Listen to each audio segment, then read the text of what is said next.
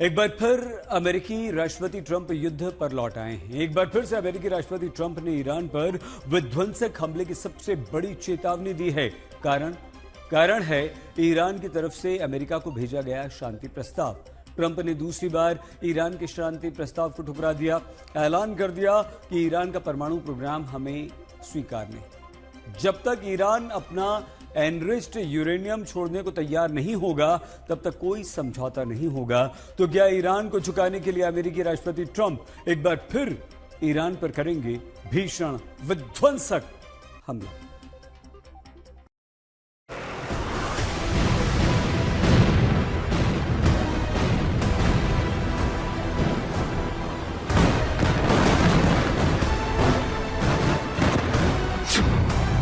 America Iran में फिर महायुद्ध के संकेत।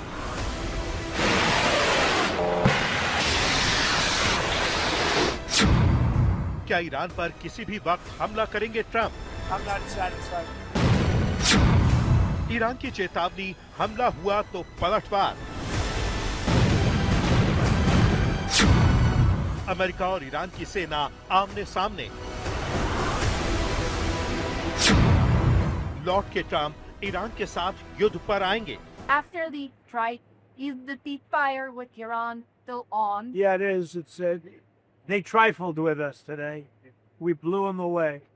They trifled. I call that a trifle. I'll let you know when there's no ceasefire. You won't have to know. If there's no ceasefire, you're not going to have to know. You're just going to have to look at one big glow coming out of Iran. And they better sign their agreement fast. America और Iran के बीच peace deal की उम्मीद को बड़ा झटका लगा है, क्योंकि अमेरिकी राष्ट्रपति ने ईरान की तरफ से भेजे गए प्रस्ताव को सिरे से खारिज कर दिया। मैंने ईरान के प्रतिनिधियों का जवाब पढ़ा। मुझे ये बिल्कुल पसंद नहीं आया। इसे किसी कीमत पर स्वीकार नहीं किया जा सकता। दरअसल ईरान ने रविवार को पाकिस्तान के जरिए अमेरिका को अपना नया प्रस्ताव भेजा था। प्रस्ताव में युद्ध खत्म करने की शर्तें, फारस की खाड़ी और होर्मुज में समुद्री सुरक्षा सुनिश्चित करने, ईरान पर लगे प्रतिबंध हटाने और परमाणु प्रोग्राम को लेकर ईरान ने अपनी शर्तें अमेरिका को बताई थी। ईरानी मीडिया में छपी रिपोर्ट के मुताबिक पीस डील में सबसे बड़ा रोड़ा है ईरान के परमाणु प्रोग्राम को लेकर ट्रंप की तरफ से रखी गई शर्त, वही शर्त जिसे ईरान कबूल करने को तैयार नहीं है। ईरान यही चाहता है कि पहले अमेरिका प्रतिबंध हटाए, तभी एनरिच्ड यूरेनियम को लेकर कोई बात होगी। वहीं ट्रंप ने ईरान के सामने शर्त रखी है कि ईरान को अपना परमाणु प्रोग्राम बंद करना होगा और 440 किलो एनरिच्ड यूरेनियम उन्हें सौंपना होगा। ईरान जब अमेरिकी शर्तों को पूरा करेगा तभी प्रतिबंध हटाने को लेकर कोई फैसला होगा। वहीं दूसरी तरफ होर्मुज को लेकर भी अमेरिका और ईरान के बीच गहरे मतभेद हैं। ईरान की शर्त है कि होर्मुज उसके कंट्रोल में था और आगे भी रहेगा।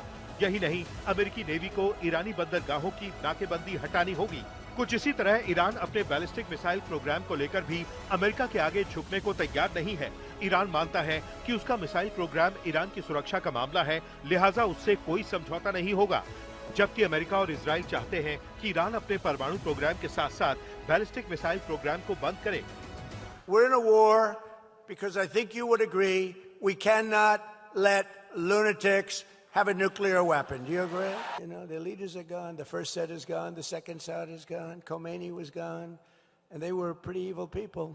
Not pretty evil. They were evil. They killed 42,000 protesters. 42,000! And in a period of 2 weeks, they killed 42,000 protesters.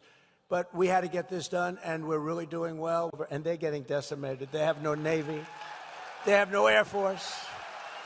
They have no anti-aircraft equipment. They have no radar.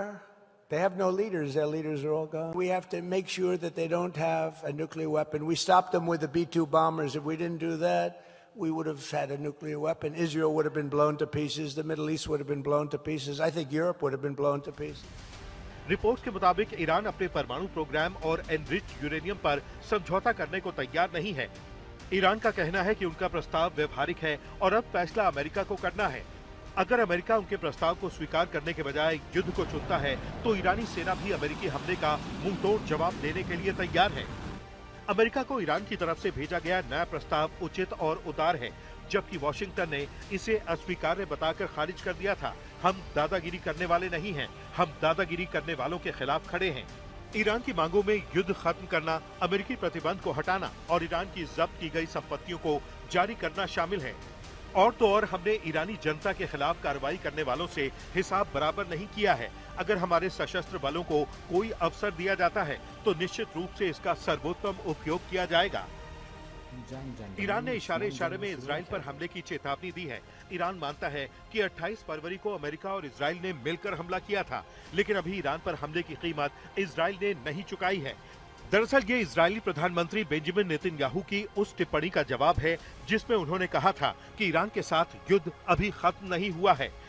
वहीं दूसरी तरफ ईरान के उप विदेश मंत्री काज़ेम गरीबाबादी ने होर्मुज को लेकर अमेरिका और यूरोप को सीधी धमकी देते हुए कहा है, अगर किसी दूसरे देश ने होर्मुज की सुरक्षा में दखल देने की कोशिश की तो उसे तुरंत और निर्णायक जवाब दिया जाएगा। युद्ध हो या शांति, होर्मुज की सुरक्षा सुनिश्चित करना सिर्फ ईरान का अधिकार है। ईरान किसी भी देश को इस मामले में हस्तक्षेप नहीं करने देगा। फ्रांस और ब्रिटेन अपने युद्ध पोतों को क्षेत्र में भेजने की तैयारी कर रहे हैं। जहाजों की सुरक्षा के नाम पर विदेशी युद्ध पोतों की तैनाती वास्तव में क्षेत्र का सैन्यीकरण बढ़ाने की कोशिश है। मतलब यही है कि अभी जो तस्वीर सामने है उससे ये साफ है कि ईरान और अमेरिका संपूर्ण युद्ध विराम की तरफ नहीं बल्कि महायुद्ध की तरफ बढ़ रहे हैं। आज तक ब्यूरो।